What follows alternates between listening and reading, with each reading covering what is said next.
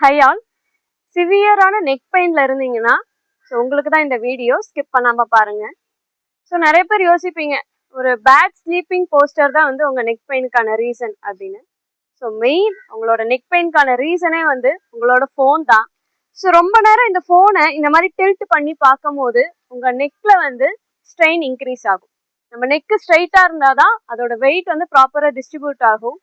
ரொம்ப நேரம் இதே மாதிரி குமிஞ்சிட்டு இருக்கும் போது நல்லா இந்த மற்கக்கூடிய நெக் மசில்ஸ் எல்லாமே வந்து ஸ்ட்ரெயின் ஆகும். ஸோ இதுக்கு ரெமெடின்னு பார்க்கும் போது மெயின் ஃபர்ஸ்ட் அந்த ஃபோனை வந்து ஐ லெவல்ல வச்சு யூஸ் பண்ணுங்க. அதே மாதிரி சில நான் எக்ஸசைஸுமே சொல்லித்தரேன். ஃபர்ஸ்ட் வந்து சின் டக், இந்த மாதிரி ஃபார்வர்ட் அண்ட் பேக்வர்ட் சின் டக் பண்ணுங்க. ரொம்ப வெயிட் அதிகமா கேரி பண்ண வேணாம். தென் ஷோல்டர் ரொட்டேஷன், இந்த மாதிரி ஹேண்ட்ஸை வந்து ஷோல்டர்ல வச்சுட்டு ப்ராக்டிஸ்.